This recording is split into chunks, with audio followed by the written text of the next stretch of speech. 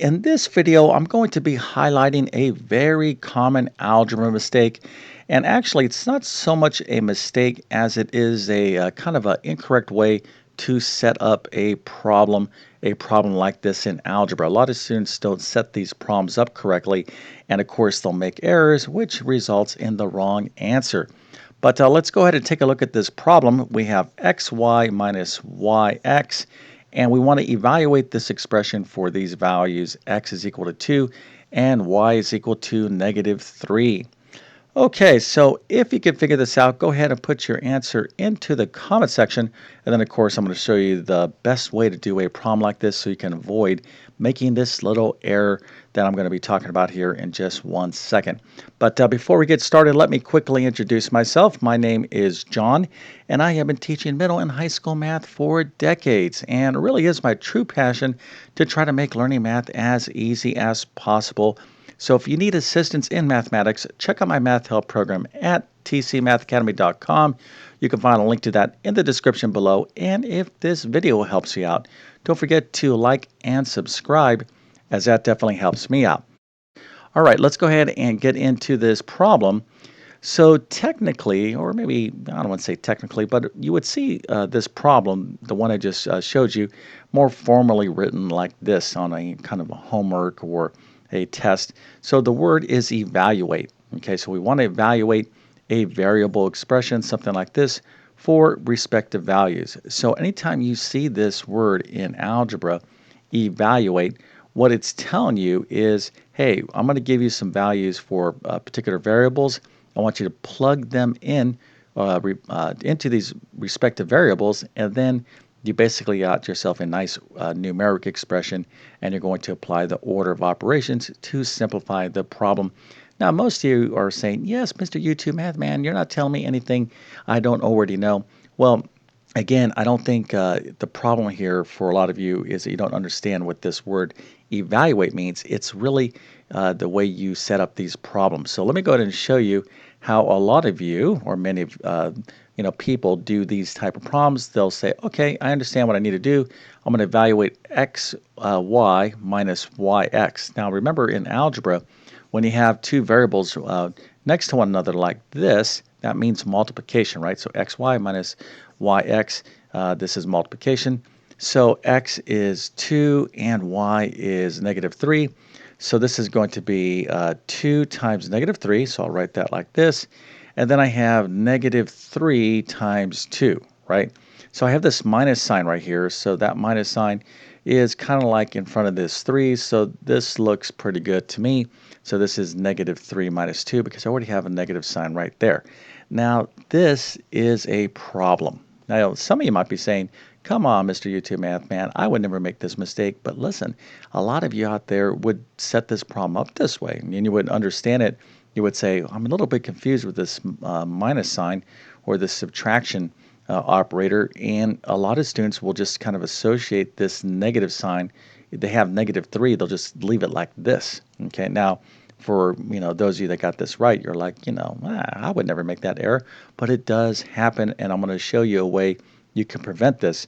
So let's suppose somebody set this problem up this way, and now they're going to do what? Well, 2 times negative 3, negative 6, and then they're going to go, oh, 3 times 2, that's 6, so I got negative 6 minus 6, a positive 6, and then they're going to do what? Negative 6, and they'll go plus negative 6, so they'll end up with a negative 12. Now, if your answer was negative 12, you made this classic error. You're not alone, so don't despair.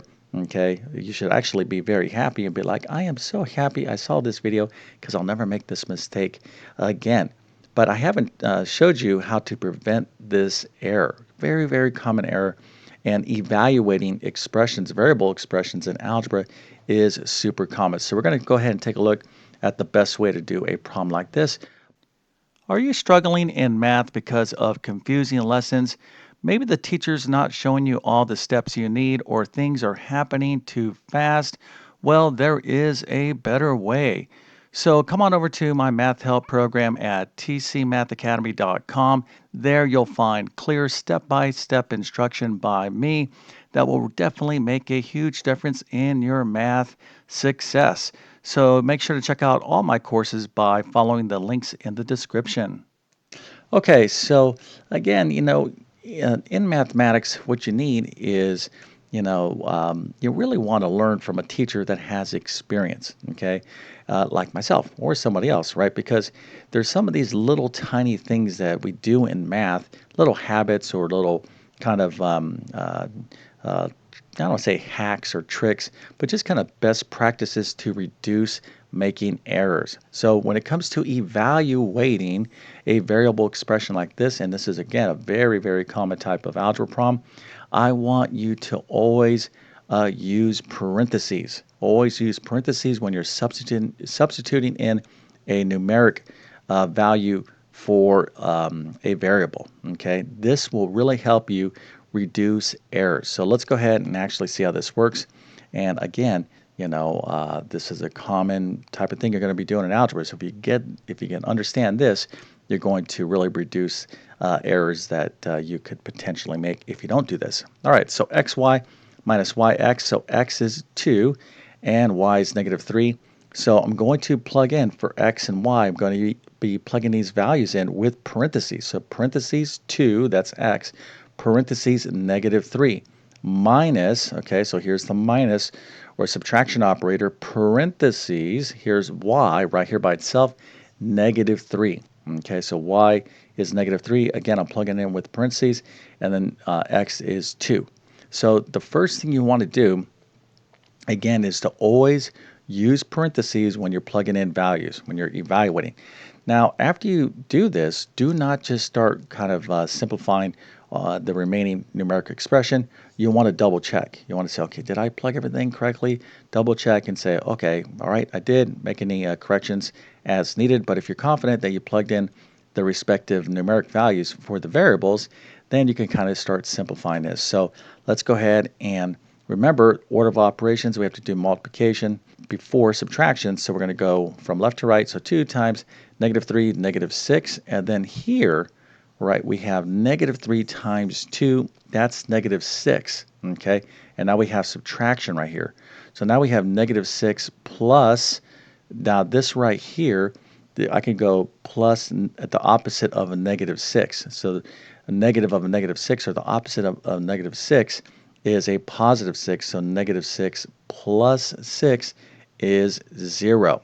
Okay, so let me just kind of do this one more time so you understand exactly how I got the answer.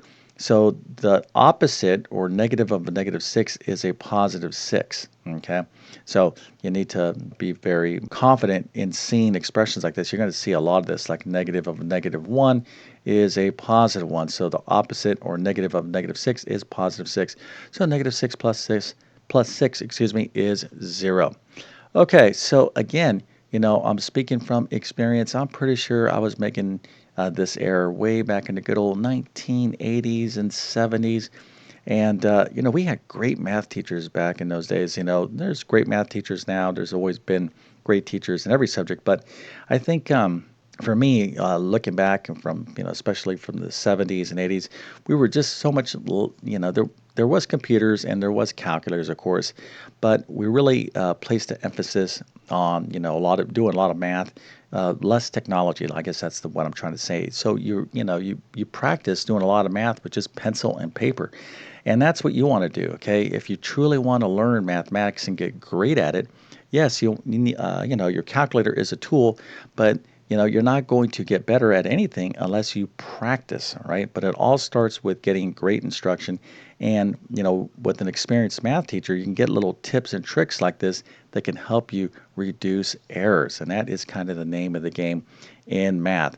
Okay, so if you need help with anything algebra, matter of fact, I'm going to leave links to my most popular math courses, which would include pre-algebra, algebra 1, algebra 2, pre-calculus, and for those of you that need a basic math refresher, check out my Math Foundations course. You'll find links to all those courses in the description below. But with that being said, I definitely wish you all the best in your mathematics adventures. Thank you for your time and have a great day.